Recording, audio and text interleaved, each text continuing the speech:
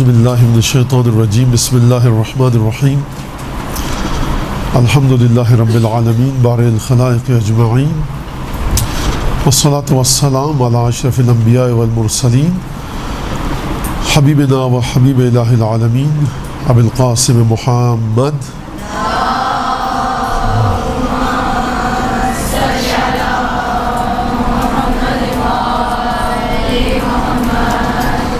وعلى أهل بيته الطيبين الطاهرين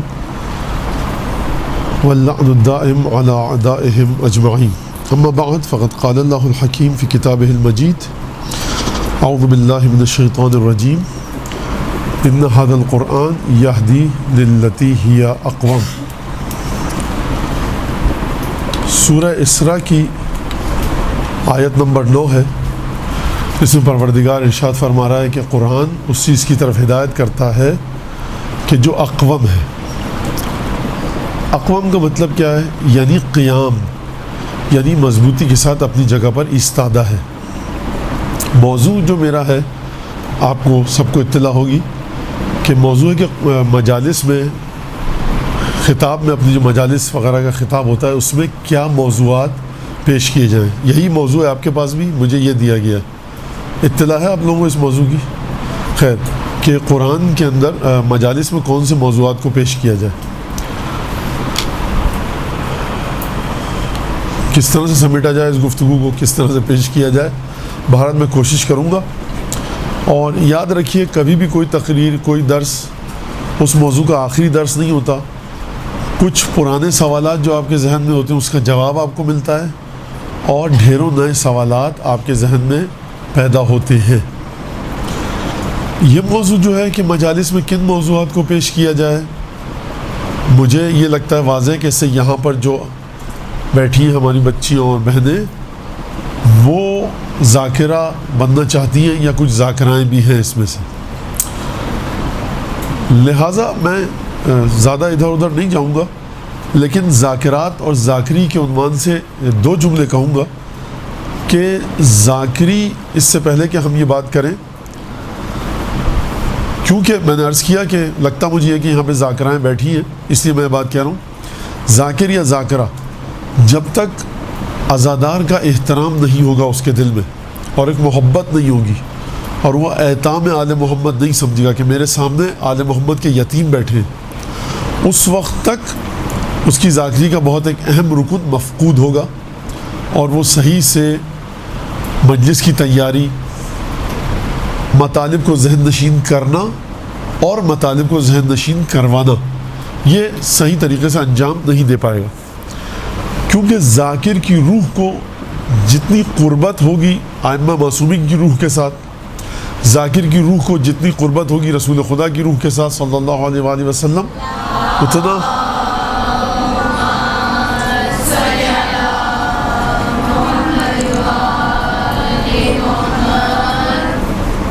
اتنا زیادہ بہتر طریقے سے مطالب کو، نکات کو، مضامین کو اپنی خطابت کے، تقریر کے منتقل کر پائے گا یا کر پائے گی.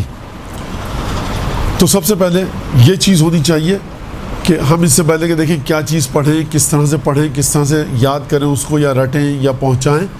سب سے پہلے کوشش انسان یہ کرے کہ اپنی روح کو نزدیک کرے ائمہ کی روح کے ساتھ، اور اس کا وہی طریقہ جو صفات ہیں ان کے اندر اس کو وہ اپنائے.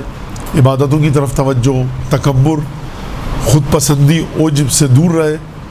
اور اگر بہت اچھی مجلس پڑھ پایا تو کہے کہ یہ سب خدا کا فضل ہے، لطف ہے، اور اس کی کوئی حقیقت نہیں ہے. نماز اول وقت، قرآن کی تلاوت کثرت کے ساتھ. آپ یہاں پر بچیاں بیٹھی ہیں بہت ساری، مطلب گھر کا کام کر رہی ہیں، جھاڑو دے رہی ہیں، برتن دھو رہی ہیں، روٹی پکا رہی ہیں. اگر تو گھر میں جو ہیلپ ہوتی ہے، مدد ہوتی ہے والدین کی یا والدہ کی، اس دوران صلوات پڑھتی رہیں، قل اللہ پڑھتی رہیں، انا انزلنا پڑھ کے حضرت حجت کو ہدیہ کریں. اس سے روح کے اندر ایک لطافت، پاکیزگی، طہارت آئے گی کہ جو انسان کو نزدیک کرے گی کس کے ساتھ؟ ائمہ کی روح کے ساتھ. بنیادی ترین عنصر ذاکری کا یہ ہے. اور خدا کا فضل سمجھے، ایک خدمت سمجھے اور انعام سمجھے کہ جو ممبر پر بیٹھا ہے وہ یا کرسی پر بیٹھا ہے یا بیٹھی ہے ذاکرہ. یہ بات ایک تو بات یہ ہو گئی. اب میں آتا ہوں اس بات کی طرف، کون سے قرآنی موضوعات کو پیش کیا جائے، کہاں پر؟ تقریر میں. سب سے پہلے قرآن کا موضوع ہے کیا؟ خود قرآن کا موضوع کیا ہے؟ جو قرآن کا موضوع ہے، جو خدا چاہتا ہے قرآن میں بتانا، ہم کو بھی چاہیے کہ وہی چیز ہم لوگوں تک پہنچائیں۔ چوتھے امام زین العابدین کی ایک حدیث ہے،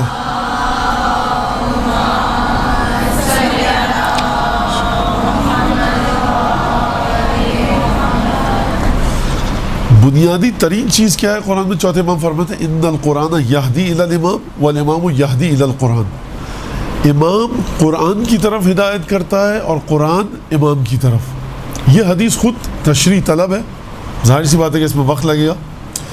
اہم ترین چیز جس کی طرف قرآن نے اشارہ کیا ہے وہ امام معصوم، ولی خدا، خلافت رسول خدا کا مسئلہ ہے، اور اس نقطے کی جانب قرآن نے اشارہ کیا ہے۔ آپ جتنی بھی عبادتیں کر لیں، اگر آپ ولی خدا، خلیفہ رسول خدا سے متصل نہیں ہیں، یعنی وہ دروازہ کہ جس سے کہا ہے خدا نے یہاں سے اندر آ کر عبادت کرو۔ آپ کسی کے گھر میں جاتی ہیں، مسجد ہے، مسجد تو نہیں گھر ہے، گھر والا کہتا ہے اگر آپ اس دروازے سے آئیں اور آپ نے نماز پڑھی، وضو کیا تو میں اجازت دے رہا ہوں، اس دروازے سے آئیں میں اجازت نہیں دے رہا ہوں۔ تو واضح ہے کہ آپ کی نماز روزہ سب باطل ہے، وضو آپ کا باطل ہے، تیمم آپ نے کیا باطل ہے۔ وہ شرط لگا رہا ہے، خدا کہہ رہا ہے اس دروازے سے آؤ، یہ جو دروازہ میرے امام معصوم کے خلاف خلیفہ بلا فصل کا ہے۔ لہذا قرآن سب سے اہم ترین چیز جس کی طرف اشارہ کر رہا ہے وہ ہے مسئلہ امامت، اپنی ربوبیت کے بعد، رسالت کے بعد جو مسئلہ امامت کا۔ اب اس کے بعد پھر قرآن کچھ صفات کی جانب اشارہ کرتا ہے۔ اچھا، اب مجھے نہیں پتا کتنا زیادہ آپ لوگوں کو تجربہ ہے درس تدریس کا ان چیزوں کی، میں کس طرح سے بات کروں، کیونکہ سب سے پہلے درس میں یہ پتہ ہوتا ہے مدرس کو کہ اس کے سامنے کون بیٹھا ہے۔ اب ظاہر سی بات ہے پہلی دفعہ آپ کے سامنے ہوں، مجھے یہ بھی نہیں پتا کہ آپ نے ابھی تک کن موضوعات کا مطالعہ کیا ہے، لیکن بہرحال خدا کی امید پر انشاءاللہ آگے بڑھتے ہیں۔ اور ایک چیز بتاؤں، آج کل جو ایک چیز چل رہی ہے معاشرے میں کہ ہم قرآن کو دیکھتے ہیں اور اگر ہم توضیح المسائل کو ہٹا دیں، بائی پاس کر لیں توضیح المسائل کو، اور خود قرآن کو سمجھنا چاہیں کہ قرآن تو یہ کہہ رہا ہے، توضیح المسائل یہ کہہ رہی ہے، تو آپ قرآن کو لیں گے توضیح المسائل کو؟ سادہ سا ذہن کہے گا قرآن زیادہ اہم ہے، توضیح المسائل تو ایک غیر معصوم کی ہے۔ ٹھیک ہے، توضیح المسائل ایک غیر معصوم کی کتاب ہے، لیکن قرآن شریف آپ کو براہ راست نہیں سمجھ سکتے آپ۔ حجت، کون سا معنی حجت ہے آپ کے لیے قرآن کا جو آپ اپنی عقل سے خود سمجھ رہی ہیں؟ ہو سکتا ہے ایک روایت ہو ایسی جو آپ کی سمجھ میں نہ آئے، قرآن کی اس آیت پر اگر ایک قید لگا دے، اس قید کو آپ نہیں سمجھ رہی ہیں۔ مرجع ان تمام چیزوں کو دیکھ کر آپ کے سامنے آیت کا نچوڑ پیش کرتا ہے، مرحلہ عمل پر کہتا ہے اس آیت کا معنی جو تم سمجھ رہے تھے وہ ایسا نہیں بلکہ ایسا ہے، کیونکہ میں نے ساری روایتوں کو چھان پھٹک کر تجزیہ و تحلیل کے بعد پیش کیا ہے۔ لہٰذا قرآن کا جب ہم مطالعہ کریں تو ہمیں پہلے اس بات کو طے کرنا ہوگا کہ کیا چیز ہمارے لیے حلال ہے، کیا چیز واجب ہے۔ اب پھر آ کر قرآن میں اس واجب کی جس کو ہم توضیح المسائل سے سمجھ چکے ہیں اپنے مرجع کی کہ یہ چیز ہمارا مرجع واجب کہتا ہے، یہ چیز حرام کہتا ہے۔ اب حرام اور واجب اور حلال کو ہم نے مرجع سے سمجھ لیا، اس کے بعد ہمیں قرآن میں آ کر اس واجب کی یا اس حرام کی شدت کو دیکھنا ہوگا۔ آپ میری بات سمجھ رہی ہیں؟ یعنی ہم براہ راست خود آ کر قرآن کو نہیں دیکھ سکتے، ہمیں مرجع کے فتوے کے ذریعے قرآن کی بہت سی آیتوں کو دیکھنا ہوگا۔ مثلا قرآن کیا کہہ رہا ہے؟ ایک جگہ قرآن فرما رہا ہے وَيُؤْثِرُونَ عَلَىٰ أَنفُسِهِمْ وَلَوْ كَانَ بِهِمْ خَصَاصَةٌ، یہ لوگ کچھ لوگ ایسے ہیں جو اپنا ایثار کرتے ہیں اور اپنی ضرورت کی چیزیں لوگوں کو دے دیتے ہیں، اگرچہ خود ان کے لیے کتنی تکلیف دہ ہو، یہ دے دیتے ہیں اپنی چیز۔ آیت نازل ہوئی تھی، مولا کائنات کے گھر میں مہمان آیا تھا، مولا کائنات چراغ بجھا دیا اور اس طرح سے ظاہر کیا کہ وہ بھی روٹی توڑ توڑ کے کھا رہے ہیں۔ تو صبح کو یہ آیت نازل ہوئی، رسول خدا آئے اور بہت خوش تھے کہ خدا تمہارے اس کام سے بہت خوش ہے جو تم نے کل رات کو کیا۔ اب یہ بات ہے صحیح ہے، مولا کائنات نے بھوکے رہے، جناب سیدہ بھی شاید لگتا ہے بھوکی رہی، اور یہ آیت نازل ہو گئی۔ ٹھیک ہے، دوسری آیت ہے لا تجعل یدک کل البسط، اپنے ہاتھ کو صدقہ دیتے ہو پورا مت کھول دو، ولا تجل، اور اس کو مت رکھو کیا مغلولۃ الی عنقک، اپنی گردن سے باندھ کے بھی مت رکھ لو، کسی کو نہیں دوں گا، اور نہ پورا ہاتھ کھول دو۔ یہ آیت کہہ رہی ہے کہ یہ اپنا مال بخش دیتے ہیں جتنی بھی تکلیف ہو انہیں۔ یہ آیت کہہ رہی ہے کہ ہاتھ کو نہ پورا باندھ کے رکھو گردن سے اور نہ پورا کھول دو۔ اگر پورا کھول دیا فتقد ملومہ محصورہ، ملامت کرو گے اپنے آپ کو، پورا مال دے دیا، میری ضرورتیں تھیں، بیوی بچوں کی تھی، اہل و عیال کی ضرورتیں تھیں۔ تو ہم انفاق، صدقہ ایک بہت بڑی صفت ہے۔ ہم مجلس پڑھنا چاہتے ہیں صدقہ، انفاق، خیرات پر۔ ہم انفاق کی حدود کو کیسے معین کریں؟ خوب توجہ کیجیے گا، میں اتنی کوئی مشکل بات نہیں کر رہا، آپ گھبرائیے نہیں۔ ہمیں اہل بیت کی زندگی میں پتہ لگا انفاق انفاق انفاق، صدقہ، خیرات، انفاق، قرآن کہہ رہا ہے انفاق کرو، صدقہ دو، انفاق کرو۔ ہم نے آ کر آیتوں کو پڑھنا شروع کیا۔ اگر آپ کے اوپر تکلیف بھی ہو آپ صدقہ دے دیجئے، بچوں کا پیٹ کاٹ کے دے دیجئے، یہ کر لیجئے، وہ کر لیجئے۔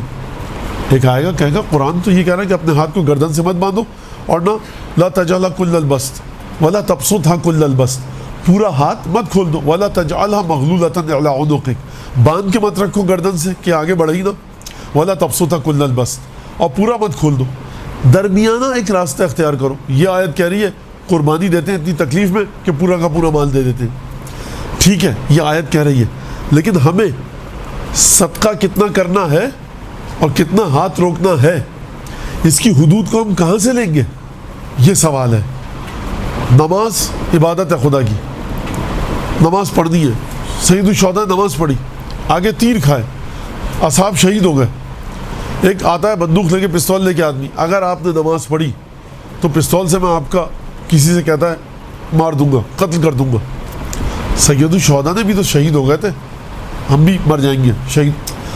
آپ کو اپنے توضیح مسائل کے حساب سے، پھر دوبارہ دہرا رہا ہوں کہ بہت اہم مسئلہ ہے، قرآن نے جن مسائل کو بہت زیادہ اس کی تاکید کی ہے، یہ کرو، یہ کرو، یہ کرو، یہ نہ کرو، یہ نہ کرو، یہ نہ کرو، آپ براہ راست قرآن سے لینا ہے آپ کو، یا قرآن کی تفسیر کا مطالعہ کرتے وقت دو چیزوں پر آپ کی توجہ ہونی چاہیے، ایک احادیث اہل بیت، دوسرا آپ کے مرجع کا فتویٰ۔ اس کے بغیر قرآن کو اگر آپ نے ہاتھ لگایا تو ایک بہت بڑا ڈیزاسٹر، ایک تباہی پھیل جائے گی، اور آپ غلط چیزیں منتقل کر دیں گی کس کی طرف؟ اپنے سننے والوں کی طرف۔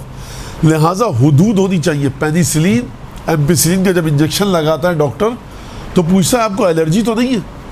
انفیکشن ہے بدن میں مریض کے، انفیکشن کو ختم کرنا ہے، لیکن وہ کہتا ہے اگر الرجی ہوئی اس کو پینیسلین سے اور میں نے لگا دیا تو یہ مر سکتا ہے، اس کی حالت مزید بگڑ سکتی ہے، لہٰذا انفیکشن کو رہنے دو، کوئی اور طریقہ اپناؤ۔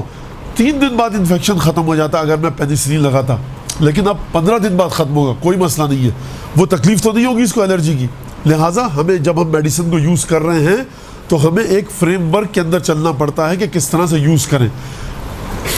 میڈیکل کی کتاب کھولی، جس کو انفیکشن ہے، تھروٹ انفیکشن ہے، فلاں انفیکشن ہے، اس کے پینیسلین بہترین ہے، ایج آپ کی کتنی ہے؟ اتنی، وزن اتنا ہے، اچھا یہ پینیسلین لگایا اور مار دیا اس کے انجیکشن، الرجی ہو گئی، اس کو مرنے کے قریب چلا گیا مریض۔ تو ہم ڈائریکٹ میڈیکل کی بک سے اس طرح سے نہیں جا سکتے، ہمیں دیکھنا پڑے گا کہ میڈیکل کی بک اگر ایک کسی میڈیسن کو وہ کہہ رہی ہے کہ اس کو دیا جا سکتا ہے نسخے میں لکھ کر، تو کس کو نسخے میں لکھ کر دیا جا سکتا ہے یہ پہلے طے کرنا ہے۔ میری بات واضح ہو گئی یہاں تک یا نہیں ہوئی؟ صحیح ہے، یہ کلاس ہے، شرمائیے نہیں۔ سوال جب کیا جاتا ہے یوجر فی ہے 4 4 آدمیوں کو ثواب ملتا ہے، السائل والمجیب والمستمع والمحب لہما۔ سوال جب کیا جاتا ہے 4 آدمیوں کو ثواب ملتا ہے، سوال کرنے والے کو، جواب دینے والے کو، سننے والے کو، اور جو ان تینوں سے محبت کرے کہ ماشاءاللہ علمی گفتگو ہو رہی ہے۔ لہٰذا آپ سوال کرنے سے گھبرائیے مت، اور نہ ڈریے کہ میرے برابر والی میری ساتھی ہے، سہیلی آئی ہوئی ہے، کہیں اتنی سادی بات سمجھ میں نہیں آئی، نہیں، آپ سوال کیجئے، اور تاکہ اگر کوئی بھی اس میں شک و شبہ یہاں تک ہے تو پھر میں اس کو بتا کر صحیح طریقے سے پھر بات کو آگے بڑھاؤں۔ میں 2-3 سیکنڈ 4 سیکنڈ انتظار کر لیتا ہوں، کسی کے ذہن میں سوال اگر ہے تو پوچھ لیں، نہیں ہے چلے۔ تو یہاں تک ایک بات تو واضح ہو گئی۔ اب اس کے بعد قرآن کا موضوع کیا ہے، یہ پکی بات واضح ہے نا بالکل، یہ کوئی اس میں شک و شبہ نہیں ہے۔ بہت کمزور سی آوازیں آئی ہیں مجھے۔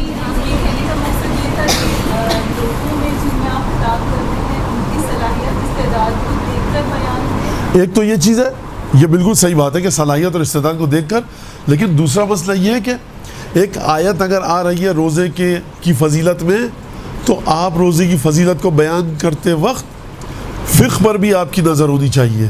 اگر فقہ پر آپ کی نظر نہیں ہوئی تو آپ آیت کو اس جگہ پر لے جا کر بٹھا دیں گی کہ جو آیت کی جگہ نہیں ہے. روزہ رکھا گیا, روزہ تقویٰ لاتا ہے, یہ لاتا ہے, ہم گھبراتے ہیں بیمار ہو جائیں گے تو کیا ہوگا, کچھ نہیں ہوتا. ایک سیکنڈ, توضیح مسائل کہہ رہی بیماری کا اندیشہ بھی ہے تو روزہ مت رکھو.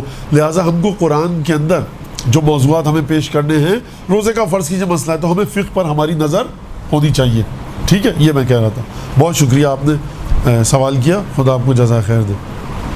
اچھا, موضوع کیا ہے قرآن کا اور کن موضوعات کے اوپر ہمیں گفتگو کرنی چاہیے؟ قرآن کا موضوع کوئی کہتا ہے انسان ہے, کسی نے کہا مبدا اور معاد ہے. بہرحال اگر انسان ہے قرآن کا موضوع تو انسان کس حوالے سے ہے؟ انسان کو بھی کہا گیا کہ بھائی تم وہاں سے خلق کیا گیا, تم نہیں تھے, زندگی ایسے گزارنی ہے, تمہاری زندگی کے درجات یہ ہیں, مراحل یہ ہیں, مر جاؤ گے, قبر, قیامت, پل صراط اور یہ سب چیزیں. ٹھیک ہے, تو انسان ہے موضوع اگر, تو انسان سے متعلق کیا چیز ہے؟ مبدا اور معاد, یعنی کہاں سے انسان آیا اور کہاں پر جائے گا.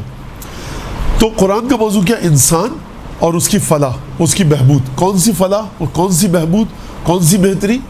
اخروی زندگی بھی اور دنیاوی زندگی بھی. ہمیں لہٰذا ان موضوعات کو چننا ہے. ایک بات یہ واضح ہو گئی. ٹھیک ہے, ایک اور چیز جو آپ نے محترمہ نے ہمارے بتایا یا جس کی طرف اشارہ کیا کہ مخاطب کی, سامعین کی استعداد کو دیکھنا ہے. سامعین کی استعداد کے ساتھ ساتھ اپنی استعداد کو بھی دیکھنا ہے. مطلب مثال, اب آپ بچیاں بیٹھی ہیں یہاں پر بہت ساری ہماری, تو ان کے لیے مثال دوں ان کے مطابق کہ ابھی بچی 6-7 کلاس میں آئی ہے, اس نے چائے بنانا سیکھی ہے اور آملیٹ بنانا. وہ خود سے چپکے سے باورچی خانے میں جائے اور کوئی مشکل سا کھانا مثلا بریانی پکا لے, نہیں پکا سکے گی. وہ آملیٹ بنایا سکھایا اس کی ماں نے, اس کی ماں نے اس کو چائے بنانا سکھائی ہے. تو جہاں آپ کو دیکھنا ہے کہ سامنے والے کی استعداد کیا ہے, یعنی میں بریانی بہت اچھی پکا سکتی ہوں, آپ سوچ سکتی ہیں, لیکن یہ شخص نہیں کھا سکتا تو میں اس کو بریانی پکا کر نہیں دوں گی. ایک مرتبہ یہ ہے کہ مجھے میری ماں نے بریانی پکانا سکھائی ہی نہیں ہے, لہٰذا جو چیز میں, جس چیز کو کیپیسٹی ہے میری, گنجائش ہے میری, میرا علم اس کے بوجھ کو برداشت کر سکتا ہے یا نہیں کر سکتا, تو مجھے اپنی استعداد کو بھی دیکھنا ہے اور گفتگو کو اسی حد تک پھیلانا ہے کہ جہاں تک میری علمی استعداد اور میری علمی صلاحیت مجھے اجازت دے. یہ بات ہو گئی کہاں تک؟ مخاطب کے لحاظ سے, سامعین کے لحاظ سے بھی, اور متکلم اور مقرر کے لحاظ سے. اب قرآن کے اندر کس چیز کے کون سے موضوعات ہیں؟ عبادات ہیں, انفاق ہے, غصے کو کنٹرول کرو, چلو کیسے, بیٹھو کیسے, تکبر مت کرو, محفل میں کیسے جاؤ, کھانا کھاؤ کسی تو کیا کرو, والدین کے کمرے میں جاؤ, دروازہ نوک کر کے جاؤ. چھوٹے ترین مسائل سے لے کر نازک ترین مسائل سے لے کر بڑے بڑے مسائل قرآن کے اندر موجود ہیں. اچھا, قرآن تبیان کل شیء, ہر چیز کا بیان ہے قرآن میں. ما فرطنا فی الکتاب من شیء, خدا فرما رہا ہے ہم نے اس کتاب میں کسی بھی قسم کی تفریط نہیں کی ہے. تفریط کا مطلب کیا ہے؟ کمی, چھوڑا نہیں ہے. اردو کا بہت عام سا جملہ ہے, کسر نہیں چھوڑی ہے کسی چیز کی. آپ قرآن سے بات کیجئے, قرآن میں تو ہے, آپ دکھائیے کہاں پر ہے کہ اگر آستین آپ کی کھسک گئی پیچھے جان بوجھ کے, اب وہ فتویٰ اپنی جگہ پر, کھسک گئی آپ کی نماز باطل ہے. کہاں ہے کہ خواتین کے اگر بال نکل آئیں تھوڑے سے تو نماز باطل ہے؟ قرآن میں کہاں ہے؟ نہیں ہے قرآن میں. خدا تو فرما رہا ہے ما فرطنا فی الکتاب من شیء, کوئی بھی چیز کم نہیں چھوڑی ہم نے, کسی چیز کی کسر نہیں چھوڑی.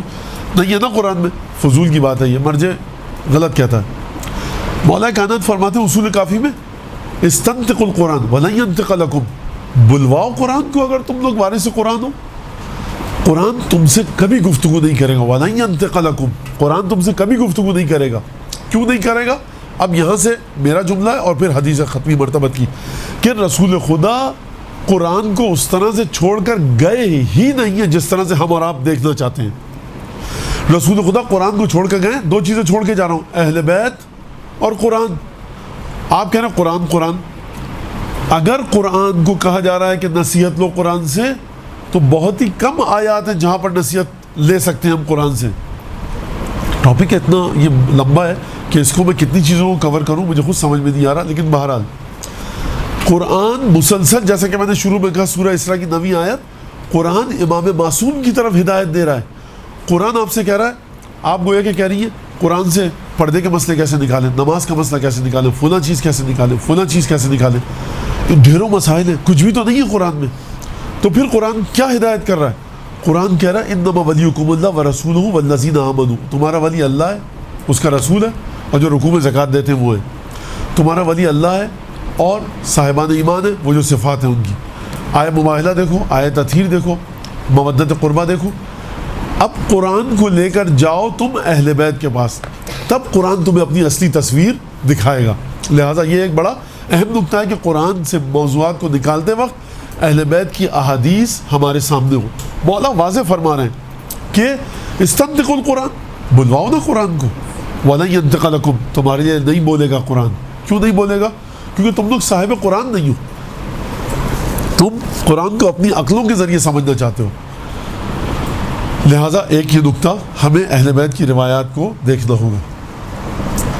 اب دیکھیں، بہت ہی میں بس ہلکا سا اشارہ کرتے ہوئے آگے بڑھ رہا ہوں تاکہ ہم تقریباً 4 بجے ختم کر دیں اپنی گفتگو، کچھ سوالات آپ سے لے سکیں. کیا بات کی یہاں تک؟ مبدا اور معاد ہے ایک چیز، اور مبدا و معاد کس کی؟ بھیڑ بکری کی نہیں. ایک بکرا جو میری گلی میں چر رہا ہے وہ بھی کبھی نہیں تھا اور پھر وہ مر جائے گا، اس کے لیے پورے صراط نہیں ہے، اس کے لیے حساب کتاب نہیں ہے. مبدا و معاد انسان کا، توحید، رسالت، حساب کتاب، ترازو لگایا جائے گا، یہ تمام چیزیں انسان کی ہیں. لہٰذا انسان سے متعلق ان چیزوں کی بات ہو رہی ہے. اب آئیے پہلے ہم علم کو لوکیشن اس کی معین کریں، علم کی، کیونکہ ہم قرآن سے وہ چیزیں نکالنا چاہتے ہیں کہ جو لوگوں کے فائدے کی ہوں. ہم ایک دفعہ قرآن سے نکالتے ہیں هو الذی خلق السماوات والارض فی ستۃ ایام ثم استوى علی العرش، وہ خدا وہی ہے 6 دن میں جس نے زمین و آسمان کو بنایا اور عرش پر جا کر حالت استوا میں بیلنسڈ ایک توازن کی حالت میں جا کر وہ چلا گیا. اب اس آیت کو میں کیا بتاؤں گا؟ یہ آیت کس کام کی میرے سننے والوں کے لیے؟ اگر حوضہ علمی قم اور نجف بھی ہو تو وہاں پر یہ ایک علمی کیفیت رکھتی ہے. مجلس جب میں پڑھ رہا ہوں یا درس دے رہا ہوں تو درس اور مجلس میں وہ موضوعات ہوں کہ جو انسان کو اس کی ذمہ داریوں کی طرف لے کر جائیں، اس کی روح میں طہارت کو ایجاد کریں، فروع دین یا اصول دین کی طرف لے کر جائیں، محبت اہل بیت کو بڑھایا جائے، یہ سب چیزیں ہوں. لہٰذا مجھے سب سے پہلے دیکھنا ہوگا. اور ایک جملہ معترضہ، یعنی یہ عربی گرامر کا جملہ معترضہ ہے، وہ جملہ معترضہ نہیں جو کہیں گے آبجیکشنیبل ہے، کہ ہماری یہاں ایک چیز چل چکی ہے کہ فضائل کا کیا فائدہ اور یہ سب. تو ہماری جو بہت سارے لوگ ہیں جو دیندار ہیں، نماز روزہ کرنے والے، وہ کہتے ہیں فضائل پڑھ دیے تو کیا فائدہ ہوا. دیکھیے، بنیادی چیز آپ کی فضائل اہل بیت ہیں. خدا کو آپ کی نماز نہیں چاہیے، خدا کو آپ کی وہ نماز چاہیے جس کی بنیاد محبت اہل بیت پر ہو. محبت اہل بیت خود ایک قیمتی مقولہ ہے، ایک پریشیس فنومینا ہے، بہت قیمتی چیز ہے. روایت ہے کہ تم میں سے جس کی محبت اہل بیت جتنی شدید ہوگی، مرتے وقت اس کی روح اتنی آسانی سے نکلے گی. تو یہ ایک چیز ذہن میں رکھیے گا اپنے کہ محبت اہل بیت ضرور ہو، کیونکہ پروردگار عالم نے سب سے بنیادی ترین چیز جس کو رسالت کے مقابلے میں قرار دیا ہے قرآن میں، وہ کچھ نہیں ہے مگر محبت اہل بیت. آپ ترازو دیکھیے نا خدا کا، ادھر رسالت کو رکھ رہا ہے آیا مودت میں، قل لا اسألکم علیہ اجرا، کچھ نہیں چاہیے مجھے، کوئی رسالت کی برابری کر نہیں سکتا الا المودۃ فی القربہ. تو جو رسول خدا کی رسالت کے برابر چیز آ رہی ہے، میں اس کو کہوں کہ بس ہماری قوم کو افیوم دیا جا رہا ہے، اوپیم افیم دے کر سلایا جا رہا ہے فضائل کے ذریعے، ٹھیک ہے، جس کی نیت سلانے کی خدا جانتا ہے، لیکن یہ قرآنی موضوع ہے. محبت اہل بیت بنیادی ترین چیز ہونی چاہیے ہماری مجالس میں اور درس میں. ایک چیز. دوسری چیز یہ کہ اب چلتے ہیں آگے، ایک روایت ہے اصول کافی میں، ایک باب ہے، باب فضل العلم، علم کی فضیلت کا باب ہے کہ علم کی کیا فضیلت ہے. اس میں رسول خدا تشریف لائے ختم مرتبہ مسجد میں تو دیکھا کہ ایک شخص ہے اور لوگ اس کے گرد گھیرا ڈال کے کھڑے ہیں. کہا کہ ما ھذا، یہ کیا ہو رہا ہے سب، یہ کیا سلسلہ ہے؟ کہا کہ یا رسول اللہ یہ علامہ ہے. رسول خدا نے فرمایا کہ علامہ کیا ہوتا ہے؟ اب رسول خدا کو پتا تھا علامہ کیا ہوتا ہے، مطلب یہ کہ تم کس کو کہتے ہو علامہ؟ کہا کہ یہ شجرہ نسب جانتا ہے عرب کے، تاریخ جانتا ہے کون سی جنگیں کب ہوئی، انصاب جانتا ہے کون قبیلہ کہاں سے نکل کے آیا، اشعار جانتا ہے جاہلیت کے، اور عرب کی سے بہت سارے تمام جو چیزیں تھیں اس کی معلومات ہیں۔ رسول خدا نے کہا ھذا علم، یہ وہ دانش ہے، یہ وہ دانائی ہے کہ لا ینفع علمہ، کہ جو اس کو پہچانے گا اس کو یہ فائدہ نہیں دے سکتا، ولا یضر من جہلہ، جس کو یہ نہیں پتہ ہوگا اس کے لیے نقصان کا باعث نہیں بنے گا۔ رسول خدا کیا فرما رہے ہیں؟ کس نقصان کا باعث اور کس فائدے کا باعث؟ یعنی قبر قیامت تمہارے دین کے لیے کوئی فائدہ مند چیز نہیں ہے۔ پھر رسول خدا نے فرمایا کہ انما العلم ثلاثہ، علم 3 طرح کے ہیں، لہٰذا ہمیں کیا نکالنا ہے قرآن سے؟ سب سے پہلے وہ چیز کہ جو لوگوں کے لیے علم بڑھانے کا باعث بنے اور ان کے مبدا و معاد کے کام آئے۔ البتہ قرآن میں کوئی بھی ایسی چیز نہیں ہے جو لوگوں کے مبدا و معاد کے کام نہ آئے، لیکن میں یہ حدیث پڑھ رہا ہوں تاکہ ہمارے ذہن میں بات روشن ہو سکے۔ پھر رسول خدا نے فرمایا کہ دیکھو انما العلم ثلاثہ، علم 3 طرح کے، آیت محکمہ اور فریضۃ عادلہ اور سنت قائمہ۔ سب سے پہلے کیا ہے علم؟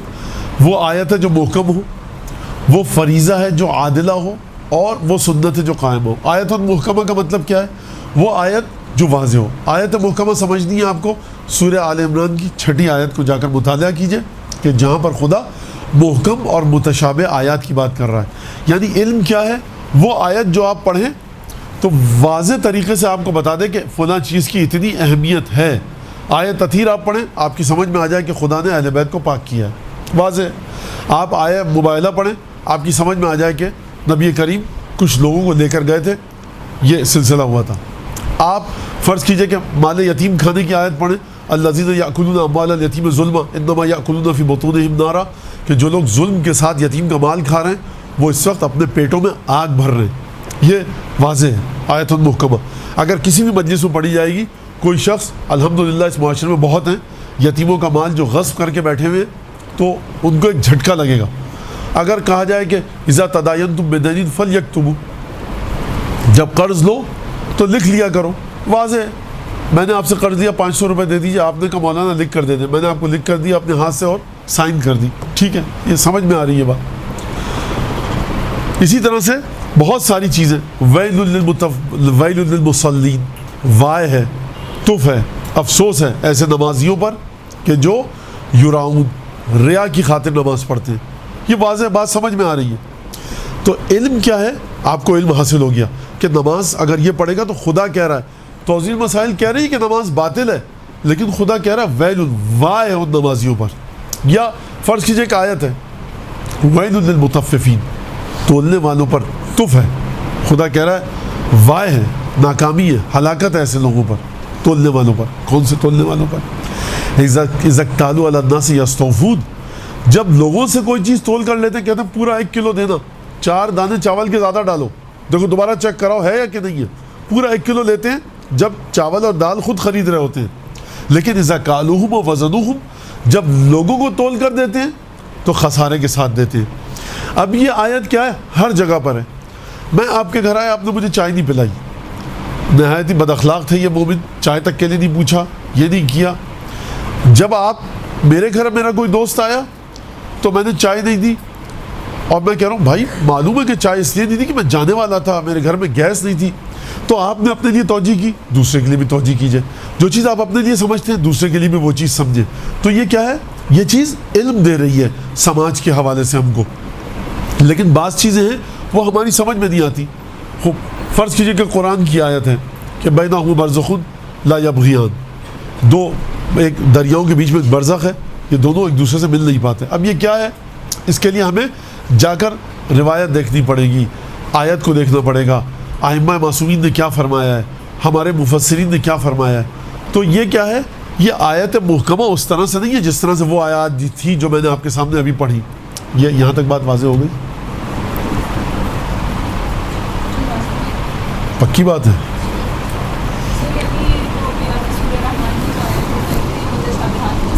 مطلب اس کو کہہ سکتے ہیں کہ تشابہ، سمجھ میں نہیں آ رہا کہ کس چیز کی جانب بات فرما رہا ہے پروردگار عالم، ٹھیک ہے۔ ہو سکتا ہے امام اس کو تشابہ سے نکال لیں، ایک ایسا جملہ فرمائیں کہ ہم کہیں ہاں اب یہ محکم ہو گئی، لیکن اگر آیت کو دیکھیں آپ تو نہیں سمجھ میں آ رہی کس کی بات کی جا رہی ہے، ٹھیک ہے۔ اچھا، فریضۃ عادلہ، وہ چیز جو فرض ہے، جو واجب ہے آپ کے اوپر، عادلہ. عادل کس کو کہتے ہیں؟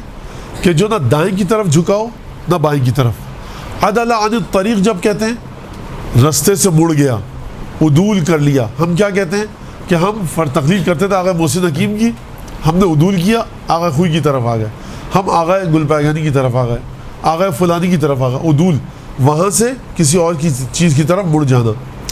وہ فریضہ جو عادلہ ہے، یعنی کیا مطلب عادلہ ہے؟ یعنی یہ دائیں کی طرف نہ مڑ رہا ہے نہ بائیں کی طرف. وہ فریضہ جو واضح ہے دین میں وہ. اور سنت قائمہ، نبی کریم کی، معصومین کی وہ سنت کہ جو مضبوطی کے ساتھ اپنی جگہ پر موجود ہے، مشکوک نہیں ہے. وہ سنت، علم، رسول خدا فرمانے یہ 3 چیزیں ہیں. اس کے علاوہ جو بھی ہے وہ فضل ہے. یعنی مثال کے طور پر اگر میرا مرج تقلید، اس کو یہ 3 چیزیں پتہ ہیں، لیکن میرا مرج تقلید جو ہے وہ آرتھوپیڈک سرجن بھی ہے، ان کی تقلید کیجیے آپ. سب کچھ آتا ہے، فقہ آتا ہے، قرآن حدیث آتا ہے، سب کچھ، عقائد، کلام، تفسیر، فلسفہ، عرفان سب آتا ہے، لیکن یہ آرتھوپیڈک سرجن بھی ہے. تو یہ بہتر ہوئے نا اس مرج تقلید سے جو آرتھوپیڈک نہیں ہے. نہیں، رسول خدا فرما رہے ہیں یہ فضل ہے. ایک چیز اس کے پاس ایسی ہے جو اس کے پاس نہیں ہے، لیکن یہ اس کی علمی صلاحیت میں کوئی اضافہ نہیں کر رہا. سمجھ میں آئی بات آپ کے؟ اس کے علاوہ جو چیز ہے فضیلت ہے. ایک مرج تقلید ہے، اس کو ہوائی جہاز اڑانا آتا ہے، تو یہ فضل ہے، اس کا برتری ہے اس مرج تقلید کی نسبت کہ جس کو ہوائی جہاز اڑانا نہیں آتا. لیکن یہ بنیاد نہیں بن سکتا اس بات کی کہ میں کہوں اس کے پاس علم زیادہ ہے. ہمیں کس علم سے کام ہے روایت اور احادیث میں؟ جو ہماری زندگی کو خدا کے حکم کے مطابق ڈھالے اور قبر قیامت میں ہماری بہتر زندگی کی ضمانت دے. یہیں سے غلطی بھی ہوتی ہے. اس کا مطلب میڈیکل وغیرہ پڑھنے کا کوئی فائدہ نہیں، انجینئرنگ کچھ فائدہ نہیں ہے. نہیں، یہ شریعت نے کہا ہے کہ بہت سے علوم مستحب ہیں، بہت سے علوم واجب ہیں انسان کے لیے حاصل کرنا. اگر کسی معاشرے کے اندر خواتین گائنیکولوجسٹ ختم ہو جائیں تو ہو سکتا ہے کہ اس معاشرے میں اگر مرجع سے پوچھا جائے وہ کہے کہ ایسی خواتین کو آگے لاؤ کہ جن کو بیت المال سے، خمس سے، زکوٰۃ سے پیسہ دیا جائے، وہ جا کر گائنیکولوجسٹ بنے، تاکہ ہماری خواتین کو کشف حجاب نہ کرنا پڑے مردوں کے سامنے. کیا ہوتا ہے وہ ریڈیولوجی اور الٹرا ساؤنڈ فرض کیجئے، یہ وہ چیزیں جس میں خاتون کو کشف حجاب کرنا پڑتا ہے. مرد کے سامنے جانا واقعاً ایک تکلیف دہ امر ہے خاتون کے لیے، شرم و حیا کے حساب سے بھی، حجاب کے حساب سے بھی. ڈینٹسٹ پھر بھی چل جاتا ہے، لیکن ہماری خواتین کو ان چیزوں میں آگے آنا چاہیے کہ جہاں پر خاتون کو کشف حجاب کرنا پڑے. تو ہو سکتا ہے مرجع تقلید فتویٰ دے کہ اپنے معاشرے میں بنائیے 4 5 10 20 خواتین کو کہ وہ ان شعبوں میں جائیں. لہٰذا اس چیز سے یہ غلط فہمی نہ آئے کہ باقی علوم سب بیکار ہیں، کوئی فائدہ نہیں. اور میرے خیال سے بایولوجی اور باٹنی پڑھنے والے، فزکس، کیمسٹری پڑھنے والے لوگ تو وہ مسلسل ایک مدرسے میں ایسے کہ جہاں سے توحید کا درس مل رہا ہے. فزکس پڑھنے والا وہ توحید کا درس لے رہا ہے مسلسل، کیمسٹری پڑھنے والا توحید کا درس لے رہا ہے، باٹنی زولوجی پڑھنے والا، بایولوجی پڑھنے والا خدا سے توحید کا ایک درس لے رہا ہے. بلکہ ہر علم پڑھنے والا توحید کی آیت اس کے وجود میں ہے.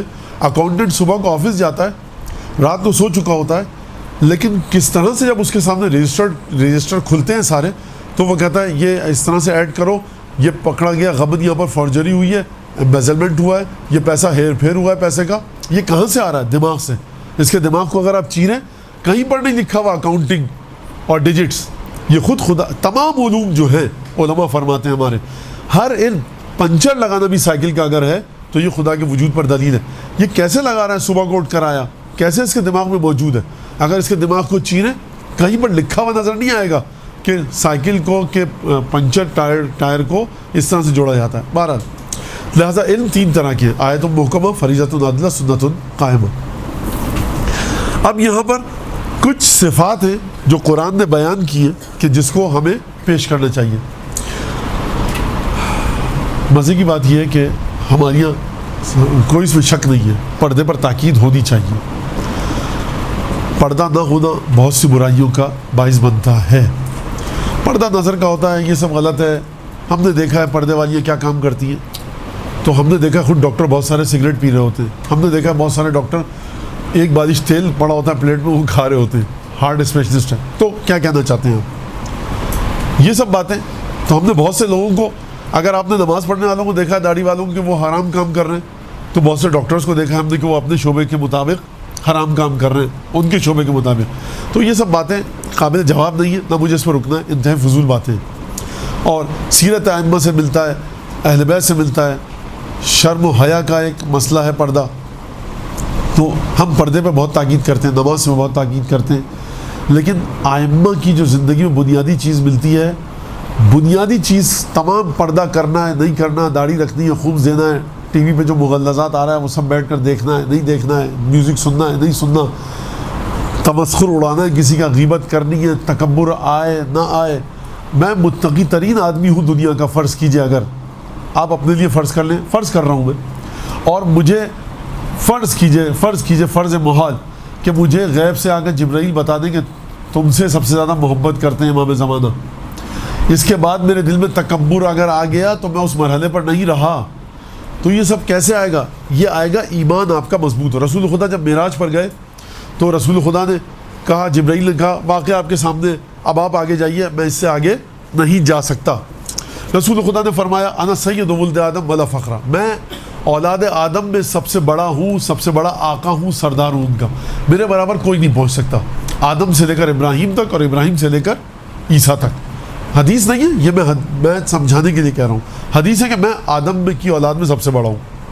پھر فرمایا ولا فخرا، تکبر کی کوئی جگہ نہیں ہے. تو کیسے انسان ان دونوں چیزوں کو ملا ہے کہ میں سب سے بڑا بھی ہوں اور مجھے کوئی فخر حاصل نہیں ہے، کوئی تکبر نہیں ہے، کوئی بڑائی کی جگہ نہیں ہے. یہ کیسے آئے گا؟ یہ ایمان کے ذریعے آئے گا. لہٰذا سب سے پہلی چیز جو موسٹ امپورٹنٹ ہے وہ ہمیں کیا کرنا چاہیے؟ ایمان کو بتانا چاہیے کہ ایمان کا کیا مرحلہ ہے، کہاں پر؟ قرآن میں. اچھا، ایمان سے مراد کیا ہے ہماری؟ ایمان سے مراد خدا پر ایمان. کیا مطلب خدا پر ایمان؟ جب میں تکبر کر رہا ہوتا ہوں تو کیا میں کہہ دیتا ہوں خدا نہیں ہے؟ نہیں. جب میں تکبر کر رہا ہوتا ہوں تو میں یہ سمجھ رہا ہوتا ہوں کہ یہ جو تمام باتیں کہہ رہا ہوں نا، یہ میں کہہ رہا ہوں، خود میں نے محنت کی ہے. اگر خدا نے دماغ نہیں دیا ہوتا تو میں کیا خاک محنت کر پاتا؟ زبان خدا نے سالم نہیں دی ہوتی تو میں کیا خاک گفتگو کرتا؟ کس طرح سے وہ جو امام حسین علیہ السلام دعا عرفہ میں فرما رہے سید سجاد علیہ السلام بھی کہ پروردگار ہر شکر کے بعد تیرا ایک اور شکر واجب ہے، کیونکہ شکر کی توفیق دی تو نے، تو اس شکر کی توفیق پر شکر واجب ہے، اور کبھی میں تیرا شکر لہٰذا ادا نہیں کر سکتا. اہم ترین چیز کیا ہے؟ ہمیں ایمان کو بڑھانے والی باتیں کرنی چاہیے. جب ایمان بڑھے گا، توکل بڑھے گا، اپنی ذات کے تمام کمالات کو میں خدا کی جانب سے پاؤں گا اور دیکھوں گا. انڈیپینڈنٹلی میں نہیں سمجھوں گا کہ یہ تو میرا ہنر ہے، یہ میں بہت بڑا 30 مار خان ہوں اور میں نے یہ تمام باتیں کہی ہیں. کوئی خدا ہے ٹھیک ہے، اس نے ذہن دیا، لیکن میں نے محنت کی. کہاں سے محنت کی آپ نے؟ کیسے پتہ لگا آپ کو یہ آیت پڑھنی ہے؟ کیسے پتہ لگا آپ کو یہ حدیث دیکھنی ہے؟ کیسے پتہ لگا پریزنٹیشن میں آپ کو پہلے یہ کہنا ہے آخر میں یہ کہنا ہے؟ سب خدا کا لطف ہے. جب ایمان کی بات آئے گی تو آیت ہے قرآن کی، یا ایھا الذین آمنوا اتقوا اللہ وقولوا قولا سدیدا، اے ایمان لانے والوں تقوی اختیار کرو اور قولو کہو، قولا سدیدا، وہ قول کہو جو سدید ہو، سین دال یہ دال، قول سدید. اب قول سدید کیا ہے میں اس میں نہیں جانا چاہ رہا. صد کہتے ہیں، صد ہم کہتے ہیں سد باب، صد کہتے ہیں فارسی میں اور عربی میں ڈیم کو.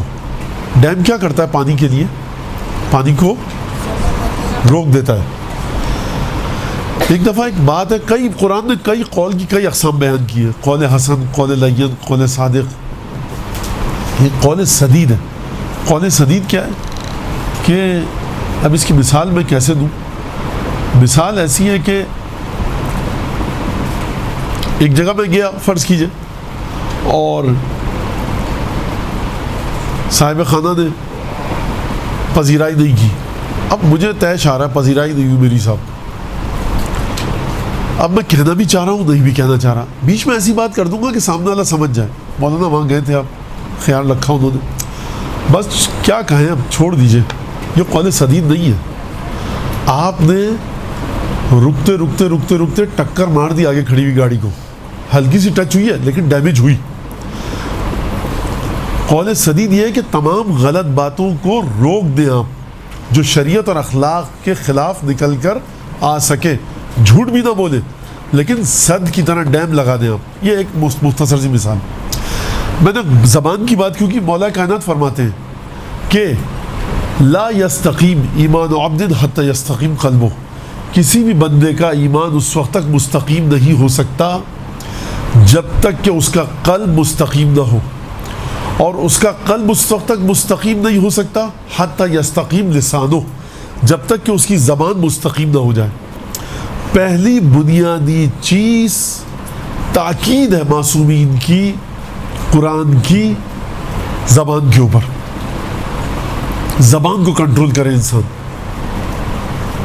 حضرت لقمان کی بہترین صفات میں سے کہ سمت، خاموش رہنا، اور جو ہم نے علماء کو، بزرگان مراجع کو دیکھا ہے عجیب طریقے سے خاموش رہتے ہیں واقعاً، اور بہت، اور ذاکری کے لیے یہ بڑی امپورٹنٹ چیز ہے۔ اگر آپ کو مجلس پڑھنی ہے 2 گھنٹے پہلے، آخری تاریخ 2 گھنٹے پہلے، کہتے ہیں نا کہ امریکہ کی اگر بنی ہوئی دوا ہے 2019 میں اگر ایکسپائر ہو رہی ہے تو 2024 تک آپ اس کو کھا سکتے ہیں، لیکن پاکستان کی بنی ہوئی دوا ہے 2019 میں ایکسپائر ہو رہی ہے، 2015 میں پھینک دیجئے۔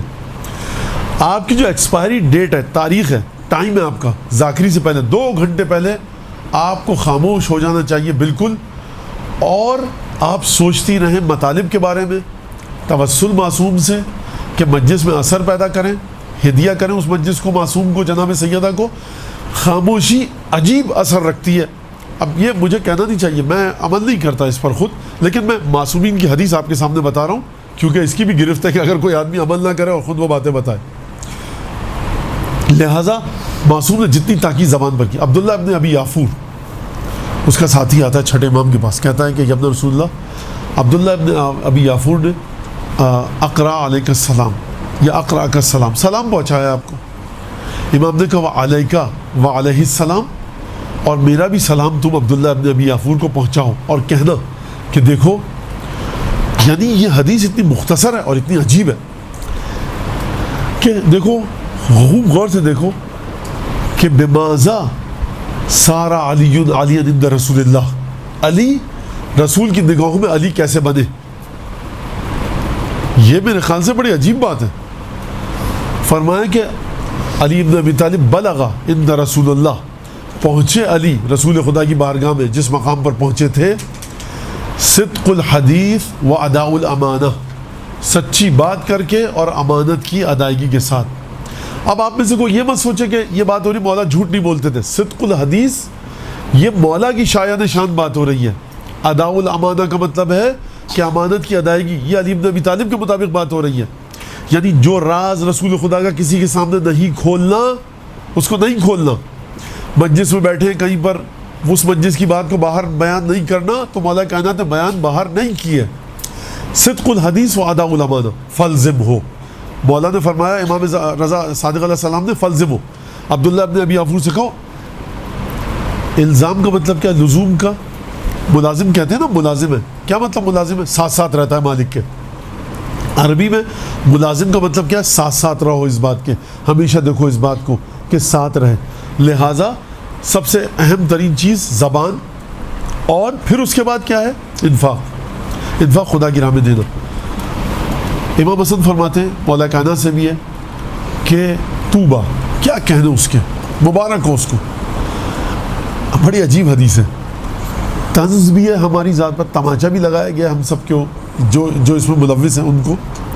طوبہ لمن امسک الفضل من کلامہ وانفق الفضل من مالہ، کیا کہنے اس کے کہ جو ضرورت سے زیادہ بات کے سلسلے میں اپنی زبان کو لگام دے کر روکتا ہے، اور ضرورت سے زیادہ اپنے مال کی لگام کو چھوڑ دیتا ہے۔ واقعی اس حدیث کو سونے کے الفاظ سے لکھا جانا چاہیے۔ جو ایکسٹرا بات ہوتی ہے اس کو روکتا ہے، اور اپنے مال کو جو ایکسٹرا ہے، اس کی ضرورت سے زیادہ ہے، اس کو انفاق کرتا ہے۔ یہ بذات خود ایک موضوع ہے، انفاق کیسے کیا جائے، میں صرف اشارہ کر رہا ہوں۔ تو ہمیں چاہیے کیا کہ انفاق کے اوپر بولیں، یتیموں کی خبرگیری پر بولیں، زبان کے گناہوں پر بولیں، میاں بیوی کے جو تعلقات ہیں اس پر بولیں۔ بہت زیادہ ہمارے یہاں حق تلف کیا جاتا ہے خواتین کا۔ اب وہ خواتین دیکھیے، یہاں پر کوئی کالج ڈیبیٹ نہیں ہو رہی ہے کہ ایک روسٹرم رکھا ہے کہ بہو کی زیادہ غلطی ہے، ایک روسٹرم رکھا ہے ساسوں کی زیادہ غلطی ہے۔ وہ جو 4 ڈیبیٹ کرنے والے آئے وہ جیت گئے کہ ساسوں کی زیادہ غلطی ہے، تالیاں پٹی، ان کو انعام ملا، نہ یہاں پر حدیث کے مطابق بات ہو رہی ہے. یعنی کیا مطلب؟ یعنی جو فیملی لائف ہے، جوائنٹ فیملی سسٹم ہے، یہ اس سسٹم کے بارے میں گفتگو کرنی چاہیے. آپ خواتین ہیں اور بہت سی بچیاں بھی ینگ ہیں، ان کی شادی نہیں ہوئی ہے اور ان کی شاید بہت سی سہیلیوں کی شادی ہو گئی ہو، وہ الحمدللہ اپنی ساسوں کی جب آ کر رپورٹ دیتی ہوں گی تو دل میں ایک نفرت بھر جاتی ہوگی. جب ایسی ذاکرہ بیٹھتی ہے ممبر پر تو وہ تعادل سے باہر چلی جاتی ہے اور ساسوں کو وہ رگیت کے رکھ دیتی ہے. بالکل کوئی صاحبہ خود ساس ہیں اور وہ بہوؤں کو دیکھا انہوں نے اپنی کہ بہو ان کی مرضی کے مطابق نہیں چل رہی ہے تو وہ بیٹھی ممبر پر تو انہوں نے بہوؤں کو رگیت کے رکھ دیا. ہمیں صحیح سوچ بتانی پڑے گی. یعنی اگر شرعاً جائز ہو تو میں اور مجھ جیسے جو مطلب ہم جیسے جو لوگ ہیں بالآخر ممبر پر بیٹھتے ہیں، عالم کیا کہیں اپنے آپ کو، تو وہ واٹس ایپ پہ بتائیں کہ کیا مطلب گھروں میں کس طرح سے کچلا جا رہا ہے خواتین کو. جہاں بہو کا داؤ چل گیا اس نے ساس کو کچل دیا، جہاں ساس کا داؤ چلا اس نے بہو کو کچل دیا. خواتین ہماری قربانی کا بکرا ہیں. بے تکے کرائٹیریا کو دیکھ کر باپ لگتا ہے ایک اپنے گھر سے کھوٹے کو کھولا، لڑکی کو اپنے دوسرے کے کھوٹے سے باندھ دیا. عجیب و غریب قسم کا یہ بہت بڑا ایشو ہے. اس کے اوپر آپ جا کر احادیث کو جمع کریں اور بیلنس تقریر رکھیں اپنی. آپ کی تقریر سے یہ نہ سمجھ میں آئے کہ کیونکہ 24 25 26 سال کی ابھی بہو کے مرحلے پر ہیں، آپ کا لڑکا بھی 10 سال کا ہے تو ابھی آپ اس وقت کیا بہو کی حمایت کر رہی ہیں. آپ کا لڑکا 26 سال کا ہوا، اب جو ہے آپ نے ساسوں کی حمایت میں بولنا شروع کر دیا. ایسا نہ ہو. معارف اہل بیت کو سکھائیے. تو میں نے کیا کہا؟ انفاق، کیونکہ بہت زیادہ اثر ہے انفاق کا روح کے اوپر. حتیٰ ایمان کو بچاتا ہے، حتیٰ مال کو بچاتا ہے، عمر کو طولانی کرتا ہے، آفات کو دور کرتا ہے. اطعام، کھانا کھلانا مومن کو بہت ثواب ہے. خود یعنی خدا ان اساتید کو طول عمر دے. ہم جب کبھی رات کو کسی استاد کے گھر ملنے جاتے ہیں، السلام علیکم، وعلیکم السلام، کیسے ہو، خیریت سے ہو، پہلا سوال یہ کہتا ہے کھانا کھایا ہے. یہ کیا، یہ کوئی ہمارے یہاں پوچھے کھانا کھایا تو یہ ایک ایبیوزو لینگویج میں آ جائے گا. مطلب کیا کھانا کھایا، یہ کیا سوال ہے؟ کیونکہ ہم نہیں سمجھتے تھے پہلے کہ ہمارے استاد ہم سے کیوں پوچھتے ہیں کھانا کھایا ہے سلام احوال پرسی کے بعد. کیونکہ روایت ہے کہ کسی کے گھر میں کوئی آئے رات کو اور وہ کھانا کھا چکا ہے، پیٹ بھر کے سوئے، اور مہمان بھوکا جائے بھوکا سوئے تو یہ کفر کی حالت میں مرا، اس کا ایمان کم ہو گیا، اس نے شرک کیا، کیا کیا. تو یہ روایات کے ہم جب علماء کو دیکھتے ہیں، اساتذہ کو دیکھتے ہیں قم اور نجف کے، تو ان کو دیکھتے ہیں ان کی زندگی میں ہم کو بڑی بیتوکی باتیں لگتی ہیں لیکن وہ روایات اور احادیث کے مطابق چل رہے ہوتے ہیں. ہم نے دیکھا اپنے اساتذہ کو کہ وہ نوجوانوں کے ساتھ بیٹھے ہوئے کالج یونیورسٹی کے اسٹوڈنٹس کے ساتھ، وہ فٹ بال کے بارے میں بات کر رہا ہے، وہ بھی سننا ہے، فٹ بال کے بارے میں 2-4 جملے کہہ دیے. روایتوں میں دیکھا اس کی جڑ روایتوں میں ملتی ہے. روایات پر جتنا آپ کا تسلط ہوگا، روایات جتنی آپ کی گرفت میں ہوں گی، اتنی اچھی طریقے سے آپ قرآن کے موضوعات کو اٹھا سکتی ہیں اور پریزنٹیشن دے سکتی ہیں. ما جبل اللہ ولیا، حدیث ہے رسول خدا کی صلی اللہ علیہ وآلہ وسلم.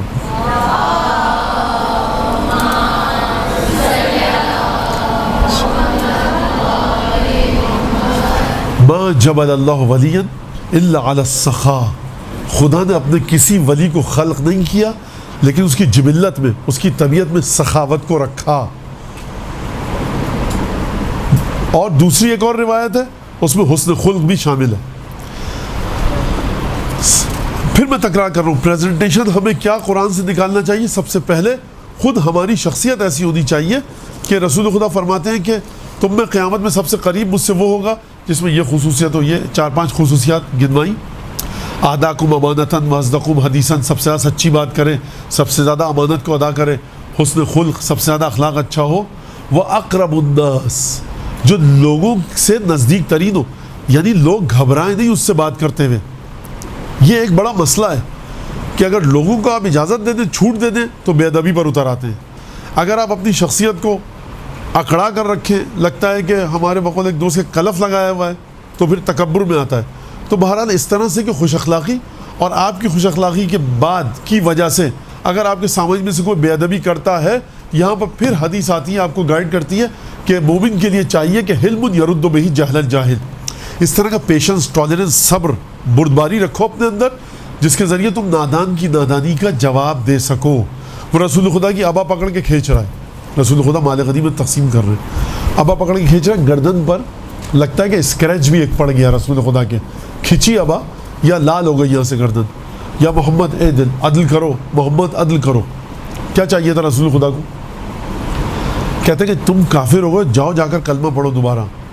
تین دفعہ جب اس نے کھینچی ابا، کہا کہ ان لم یکن العدل عدل عندی فعند من یکن، یہ تو مجھے بتا اگر میں عدل نہیں کروں گا تو کون عدل کرے گا. یہ ہے تحمل، یہ ہے برداشت. تو یہ ایک چیز تھی جو رہ گئی تھی. اچھا، لہٰذا ہماری یہاں تک بات کیا آئی کہ صفات حسنہ ان کا ارتباط قرآن سے، اور ہمیں سب سے پہلے وہ چیزیں نکالنی پڑیں گی احادیث سے کہ جن پر معصومین نے سب سے زیادہ تاکید کی. اب میں کنکلوژن کر رہا ہوں، سوالات آپ سے لیں گے اس کے بعد. ہمیں کیا کرنا پڑے گا؟ احادیث کو دیکھنا پڑے گا کہ سب سے زیادہ معصومین نے کس پر تاکید کی ہے. ٹھیک ہے، جب ہم نے احادیث سے وہ صفات نکال لی، اب ہمیں قرآن میں جانا پڑے گا اور ہم دیکھیں گے کہ قرآن ان کے بارے میں کیا کہتا ہے. ہم اس آیت کو سرنامہ کلام میں لے کر آئیں گے، معصومین کی زندگی کے واقعات اور معصومین کی احادیث کے ذریعے ہم اپنی گفتگو کو آگے بڑھائیں گے. لہٰذا کیا ہوا؟ سب سے پہلے ہم قرآن کا مطالعہ کریں. اچھا، جو ذاکرہ بننا چاہتی ہیں آپ میں سے، کامیاب ذاکرہ. کامیاب ذاکرہ کا مطلب کیا ہے؟ کہ رش نہیں ہے. کامیاب ذاکر وہ نہیں جو رش لگا ہوا ہو. ایک بڑا دردناک مسئلہ ہے ذاکری کے حوالے سے. 50 سال ایک آدمی نے ذاکری کی ایک جگہ پر. اس کی ایک سوچ تھی. 5000 آدمی آتے تھے 50 سال تک، 5000 آدمی سنتے رہے. جو 25 سال کے تھے وہ اب 75 سال کے ہوئے، کچھ مر گئے. جو 5 سال کے تھے وہ اب 55 سال کے ہو گئے. یہ ذاکر انتقال ہو گیا اس کا. 5 محرم، 4 محرم کو، 28 ذی الحجہ کو، پہلی محرم کو جو ذاکر آیا، وہ ذاکر مرحوم ذاکر کی فکر سے بالکل متضاد تھا. ٹرسٹ نے بلایا، یہ متضاد فکر والا. اس وقت یہ بات نہیں ہو رہی کہ وہ شمر ہے، یہ نعوذ باللہ ہر تھے، یا یہ ہر ہے وہ شمر تھے. نہیں، فکر مختلف ہے. ٹوٹل 180 ڈگری فکر مختلف ہے. ٹرسٹ نے ان کو بٹھایا. 50 سال انہوں نے ان کی مجلس سنی تھی. آج بھی وہی مجمع آ رہا ہے، پورا کا پورا 5000 ان کی مجلس سن رہا ہے، واہ واہ کر رہا ہے. کامیاب ذاکر وہ ہے کہ جو اپنی فکر کو ذہنوں میں کاشت کر کے جائے کہ پھر اس فکر سے مخالف فکر ذہن میں کاشت نہ ہو سکے. کامیاب ذاکر وہ ہے جو خدا کا ذکر کرے، عمار کی تربیت کرے، میثم تمار کی تربیت کرے، ابو ذر سلمان کی تربیت کرے، کہ ہو 5 آدمی، ہو 10 آدمی، لیکن یہ کسی طرف مڑ کے جا نہ پائیں. لہٰذا اپنی مجلس میں جب 10 آدمی دیکھیے تو شکر کیجئے خدا کا. اگر غلطی آپ کی طرف سے نہیں ہے تو، اگر آپ بور مجلس پڑھتی ہیں یا میں بور مجلس پڑھتا ہوں تو مجھے اپنی اصلاح کرنی چاہیے. لیکن شکر کریں خدا کا. کیوں؟ کہ اگر گمراہ کن بات کہیے تو گمراہی 10 تک رہے گی، اور اگر میں بہت اچھی بات کر رہی ہوں تو یہی 10 کافی ہے. مولا کائنات سے رسول خدا نے فرمایا، ایک آدمی تمہارے ہاتھوں ہدایت پا جائے، خیر مما طلعت علیہ الشمس، جن چیزوں پر سورج چمکتا ہے اس سے بہتر ہے. لہٰذا جب بھی ذاکرہ، اب یہ میرا موضوع نہیں ہے لیکن مجھے یہ اجازت دیجیے کہنے کی، جب بھی ذاکرہ یا ذاکر بیٹھے، اس کی نگاہوں کے سامنے سید الشہداء کا چہرہ مبارک ہو، اور اس کو ایمان ہو کہ سید الشہداء مجھے دیکھ رہے ہیں. خاموش رہنے کی عادت ڈالیے. خاموش رہنا، نماز اول وقت پڑھنا، معصومین نے جو احادیث میں صفات بتائی ہیں ان کو اپنانا، عالم غیب سے آپ کی ہدایت ہوگی اور آپ مطالعہ آپ کا خود بخود جہت پائے گا. بچہ جو متولد ہوتا ہے وہ کیا پیتا ہے؟ دودھ پیتا ہے. ٹھیک ہے، معذرت کے ساتھ یہ مثال مجھے دینے دیجیے. جب وہ دودھ پیتا ہے کبھی کبھی اس کو کیا ہوتی ہے؟ قے ہوتی ہے.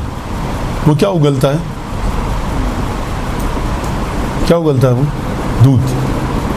ٹھیک ہے، آپ اتنا زیادہ احادیث معصومین کو چبائیے، کھائیے، نگلیے کہ معذرت کے ساتھ اگر قے بھی ہو تو احادیث کی صورت میں نکلے. جو چیز آپ کے وجود میں جا رہی ہے وہی باہر نکلے گی. قیامت میں جناب سیدہ پرندے کی طرح سے آپ کو ہم کو کیوں اٹھائیں گی زمین سے؟ کیونکہ قیامت نام ہے ہماری حقیقت کے ظاہر ہونے کا. ہماری حقیقت کیا ہے؟ عزادار حسین ابن علی، موالی حسین، موالی عربی والا موالی کہہ رہا ہوں میں، موالی حسین ابن علی، موالی 14 معصومین. یہ قیامت یہ حقیقت قیامت میں اپنے آپ کو دکھائے گی اور پھر اس کے مطابق ہمارا فیصلہ ہوگا. لہٰذا اتنا زیادہ نہج البلاغہ، صحیفہ سجادیہ، مفاتیح الجنان، یہ 3 کتابیں آپ کے اگر مسہری پر سوتی ہیں آپ سائڈ ٹیبل پر رکھی ہو، اگر آپ زمین پر سوتی ہیں کوئی ٹیبل رکھیے اپنے سرانے رکھیے، شروع سے پڑھنا شروع کیجئے، ٹیگ لگائیے اسٹیکر، بند ختم کیا آپ نے 1 سال لگا، پھر شروع سے شروع کیجئے، مفاتیح کا مطالعہ کیجئے، پوری مفاتیح کا مطالعہ، صحیفہ سجادیہ کو مطالعے میں رکھیے، ایک بات۔ دوسری بات، اگر کوئی ہماری یہاں پر بچی یا بہن چھوٹی ہے میری یا بڑی بہن ہے مجھ سے برابر کی ہے یا بچیوں کے برابر ہے میری جو بھی ہے، اگر وہ بھی کوئی یہاں پر موجود ہے اور اگر وہ ذاکری کرتی ہیں تو سب سے زیادہ خیال رکھیں اس بات کا کہ شوہر کے اور اولاد کے حقوق کو وائلیٹ نہ کریں، اس کو پامال نہ کریں۔ مطلب میں جانتا ہوں کہ بدھ کا درس ہے، جمعے کی نماز ہے، دعائے ندبہ ہے، حدیث قصہ ہے، پیر کی نماز ہے، منگل کی نماز ہے، اتوار کا امام باڑہ ہے، یہ ہے۔ گھر میں کیا ہو رہا ہے؟ بچوں کو فون کر کے کہا جا رہا ہے بیٹا وہ کانفرنس پاپے رکھے نا چائے بناؤ وہاں سے کھا لو، یہ نہیں ہے سلسلہ۔ بچہ جب اگر آپ کا نومولود نوزائیدہ چھوٹا بچہ ہے، جب وہ صبح کو اٹھے تو ماں کی شکل دیکھے، ماں کی شفقت کا کو درک کرے۔ وہ ٹھیک ہے 2 مہینے 8 دن چل جاتا ہے کسی حد تک، لیکن میں شوہروں کو جانتا ہوں چڑچڑے ہو گئے کہ مولانا یہ کیا دین آ گیا ہے، صبح کو دعا کو رات کو حدیث قصہ، یہ لیلۃ الرغائب 23 کے اعمال فلانا، یہ صحیح نہیں ہے۔ تو ان چیزوں کو بیلنس بھی کریں۔ یہ میرا موضوع نہیں تھا لیکن آ گیا، لہٰذا میرے خیال سے بات ہماری ختم ہو گئی۔ ہاں تو لہٰذا کیا کہا میں نے، صفات حسنہ کو دیکھے کہ سب سے زیادہ قرآن نے کس پر تاکید کی ہے؟ قلبی کیفیت پر، محبت اہل بیت۔ پھر کس پر تاکید کی ہے؟ حدیثوں سے نکالے جا کر دیکھے اور ان کو پھر قرآن سے جا کر دیکھیں۔ پہلے آئمہ کی احادیث میں چیک کریں کہ آئمہ نے سب سے زیادہ اہم ترین چیز کس کو قرار دیا ہے، اور پھر قرآن سے ان موضوعات کو تیار کریں، ایک چیز۔ اور دوسری چیز پھر کیا ہے؟ صورت اور مادہ۔ صورت کا مطلب کیا ہے؟ ظاہری پریزنٹیشن۔ مادے کا مطلب کیا ہے؟ اس کی غذائی اہمیت، غذائیت کتنی ہے، نیوٹریشن ویلیو کتنی ہے، انریچمنٹ کتنا ہے اس میں ڈائٹیشنسٹ کے پاس اگر آپ جائیں گی تو وہ کہے گا اس میں 10-15 ہزار کیلوری ہے۔ پریزنٹیشن اچھی نہ ہو، آپ کی نیوٹریشن ویلیو کو وہ نقصان پہنچاتی ہے۔ آپ نے گوشت ابالا، چاول ملائے، آلو کو ابالا، مسالے چھڑ کے ملا دیا، یہ وہی بریانی ہے، لیکن پریزنٹیشن صحیح نہیں ہے، لوگ رغبت نہیں کریں گے۔ آئمہ کی خدا نے خصوصیت کیا بیان کی ہے؟ فصاحت و بلاغت، لہجہ اچھا، الفاظ کا چناؤ اچھا، لوگ راغب ہوتے ہیں آئمہ کی طرف، آئمہ کی گفتگو کی طرف۔ لہٰذا ایک صورت ہے کہ کس طرح سے آپ کو پریزنٹیشن دینی ہے، کس طرح سے آپ کی تقریر جڑی ہوئی ہو تسبیح کے دانوں کی طرح سے، کس طرح سے آپ کی تقریر کتاب کی طرح سے ہو، ایک ورق کے بعد ورق کھلتا رہے، اور ایک مادہ کہ آپ کس چیز کی طرف اپنے سامعین کی نشاندہی کرنا چاہتی ہیں۔ صورت اور مادہ یہ 2 باتیں ہیں، اس کو اپنے ذہن میں رکھیے گا۔ میری بات یہاں تک ختم ہوئی، بہت شکریہ آپ نے برداشت کیا تقریباً 1 گھنٹہ مجھے۔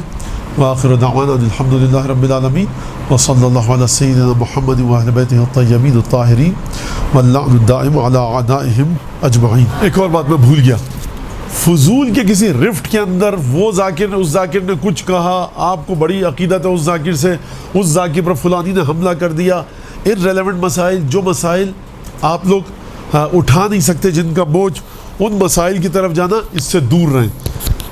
شہادت ثالثہ واجب ہے نہیں ہے، قما کا مسئلہ کیا ہے نہیں ہے، فلاں ہے، تعزیہ غلط ہے، مہندی کیا ہے، یہ بھائی مرجع تقلید کا فتویٰ موجود ہے، واضح موجود ہے، جس کو جس کی تقلید کرنی کرے۔ میں تقلید نہیں کرتا، صحیح آپ نہیں کرتے، مت کیجئے۔ تو اپنی تقریر کو متنازع ہونے سے بچائیں۔ جو بیچاری خاتون تھک ہار کے آ رہی ہے گھر کا کام کاج کر کے، اس کو ایک ایسا میسج جائے کہ وہ جب اٹھے تو خوش ہو کر اٹھے کہ مجھے کوئی معرفت ملی، ثواب ملا، کچھ میں نے چیز سیکھی، میری روح میں تازگی آئی، محبت اہل بیت بڑھائی گئی، گریہ کیا میں نے۔ اور مصائب کے اندر میری بہت بہت درخواست ہے یہ ذاکراؤں سے کہ ذاکرہ صاحبہ آئیں، حضرت قاسم کے ساتھ یہ بھی نہیں ہوا تھا، حضرت قاسم کے ساتھ وہ بھی نہیں ہوا تھا، یہ بھی غلط ہے، حضرت علی اکبر اس طرح شہید ہوئے۔ اب یہاں سے میں صحیح مصائب پڑھتی ہوں، آپ نے آنسو خشک کروا دیے، آپ کو غلط مصائب سمجھتی ہیں کہ فلاں مصائب غلط ہیں، آپ مت پڑھیے۔ مومنین کی عقیدت جو کنیکشن میں ہے جس طرح سے سید الشہداء، اس کو خراب مت کیجیے۔ یعنی مولانا آپ کہہ رہے ہیں جھوٹے مصائب پڑھیں، میں نے کب کہا یہ؟ میں نے کہا آپ جھوٹ مت بولیے، لیکن کس نے کہا ہے کہ جو سچ آپ سمجھ رہی ہیں اس کو بتائیے؟ اول تو یہ کہ تمام مقاتل پر آپ کی نظر نہیں ہے، روایت کے تعارض ٹکراؤ پر آپ کی نظر نہیں ہے، لہٰذا آپ خدا کے لیے رحم کیجئے عزاداران سید الشہداء پر، وہ مہندی کو دیکھ کر روتا ہے. خدا کے لیے مہندی کی مخالفت مت کیجیے. ایک نادان آدمی اٹھتا ہے جس کو روایات کا نہیں پتہ, کچھ نہیں پتہ, وہ آ کر ایک بات کہتا ہے, ایک جنگ و جدال شروع ہو جاتا ہے. وہی مصائب پڑھیے. الحمدللہ بر صغیر کے ذاکرین, مستند ذاکرین بہت سارے ہیں, یوٹیوب پر موجود ہیں, ایک نہیں ہے کئی ہیں. ان کی ذاکری سنیے, مصائب پڑھیے, اور کسی بھی رفٹ میں, ٹکراؤ میں مت آئیے, کولیجن میں. تمام کی تمام چیزیں جو عزاداری میں ہو رہی ہیں ہماری یہاں, اس سلسلے میں مراجع کا جواز کا فتویٰ موجود ہے. لہٰذا کھینچا تانی کی ضرورت نہیں ہے ممبر پر. مصلح کل نہیں ہیں آپ بی بی, آپ مصلح نہیں ہیں. آپ لوگوں کو روک کر رکھیے محبت اہل بیت پر. اگر کوئی شخص مصلح ہے تو وہ اگر بات کرے کہ یہ غلط ہے یہ صحیح ہے. آپ کے جتنے شوق ابزارورز کا, آپ کے جتنے سسپینشن اسپرنگ ہیں آپ کے وجود میں, اتنا بوجھ اٹھائیے. خوب اچھی طرح سے یاد کر, جب انسان کے پاس علم آتا ہے وہ کہتا ہے میں یہ بھی بتاؤں, میں وہ بھی بتاؤں, میں وہ بھی بتاؤں. مولا فرماتے ہیں لا تقل ما تعلم بل لا تقل کل ما تعلم. وہ مت کہو جو تم جانتے ہو, وہ مت کہو, بلکہ وہ جتنا سب کچھ جانتے ہو اس میں سے ضروری نہیں کہ سب کہو. یعنی جو تمہارے پاس علم ہے ضروری نہیں کہ وہ سب باتیں کہہ دو. کمیل, میسم, عمار, ابو ذر, ہر بات مولانا ان کو نہیں بتائی ہے. تو یہ ایک بات تھی کہ مصائب ایسے پڑھیں جس میں کوئی تنازع نہ اٹھے, کوئی جھگڑا نہ ہو, اور یہ بڑی اہم بات ہے. میری بات ختم ہوئی.